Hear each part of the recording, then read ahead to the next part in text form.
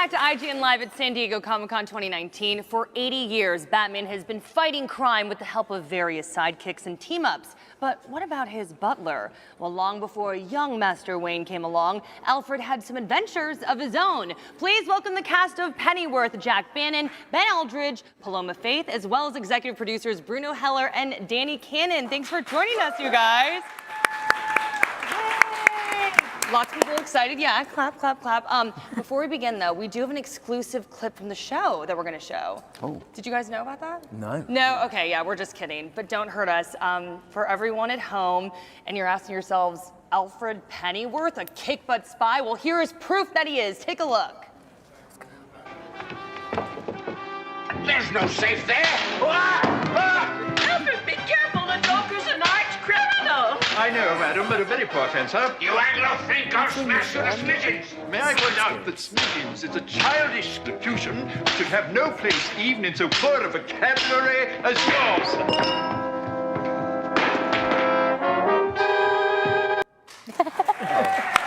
That was heavy, yeah. Is that which episode was Yeah. I mean, that's a pretty bad-ass fight right there, if I do say so myself. Yeah. But, Jack, I want to start off with you. Can you break down Alfred for us? We don't really know a lot about him, so what can you tell us about him?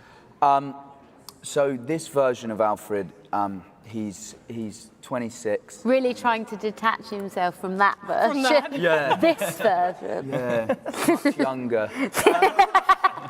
No, he's 26. He's just out of the army. I'm distracted by that. You're like, look at me in uniform, Yeah, right? wow. It's come out well. We're all very moist. Okay. Okay, so yes, Alfred, what can you tell us about him? So he's 26. He's just out of the army. He's been in the army for 10 years. So he's suffering from some post-traumatic stress, but ultimately he's young, full of optimism, and he's thrust into this civilian world, having been in the army for so long, and he's trying to make something of himself. His dad is a butler and says to Alfred, you know, play your cards right, 40 years, you could be a butler. But Alfred's determined to be more than that, and he believes that he can be. Bruno, I have a question. So Alfred, he's a beloved character, always kind of ancillary though, not really a protagonist. So why make him the protagonist of the show?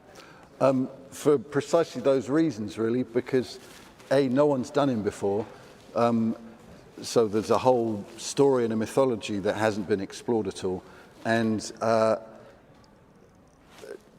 being able to set the thing in the 60s in a kind of fantastic London that hasn't been seen before, and to tell a story about a real person, a real character, as opposed to a superhero, was sort of what drew everyone to this notion, because it's both set in the Batman world, but it's very much its own world, and people who I can't believe there anyone out there who isn't, but people who are not interested in the Batman world will still find something enjoyable to watch here. Danny, can you talk to me about what side of Alfred that you wanted to show? Like we've always seen him as a mentor and kind of like a father figure. So what are we going to see here?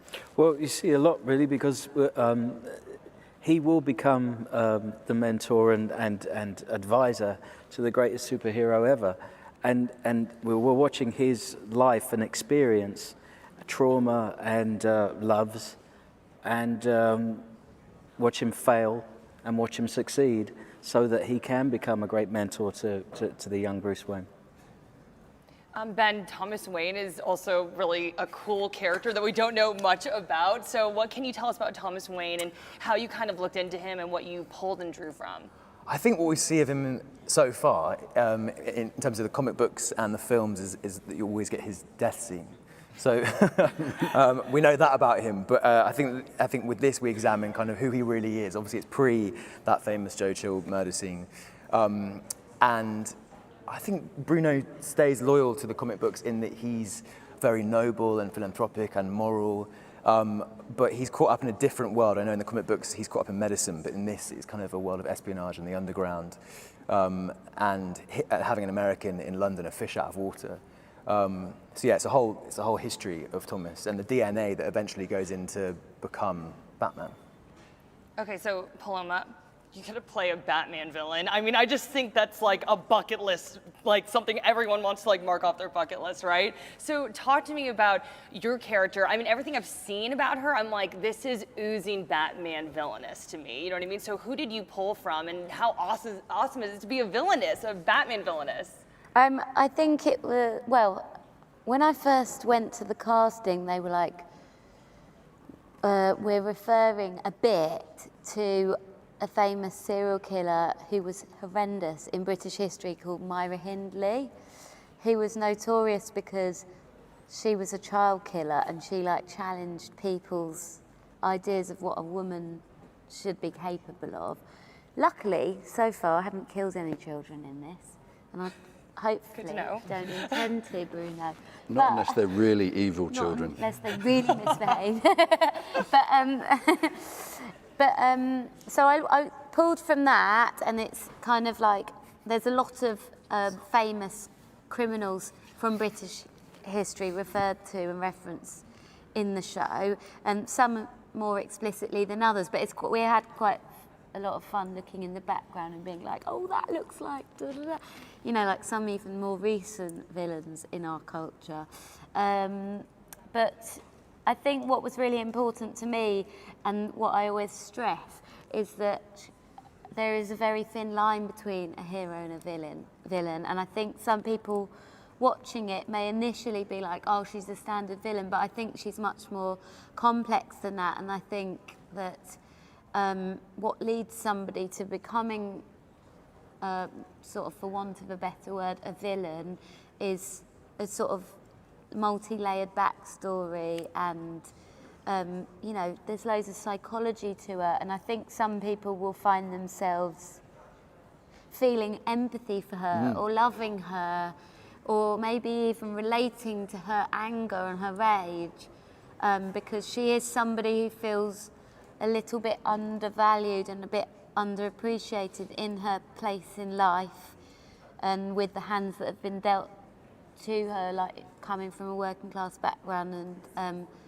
feeling like she's worthy of better than her lot, really. I always thought that she's more of a heroine than a villain. I certainly wrote her that way, because what she has is power, and the fact that she uses it for ends that we might think are wrong doesn't mean that in her head she's not doing them for the right reasons. And it's always fun to someone as sort of talented as Paloma, who can bring out that power in a funny, scary way, is gold. All right, well, thank you guys so much. Super excited about the show. The cast and executive producers of Pennyworth, thank you so much, Thank you, guys. Jay. Thank you. And that premieres July 28th on EPIX. Go watch it. But right now, there's more IGN Live at Comic-Con still to come, so stay right here. Kawaii.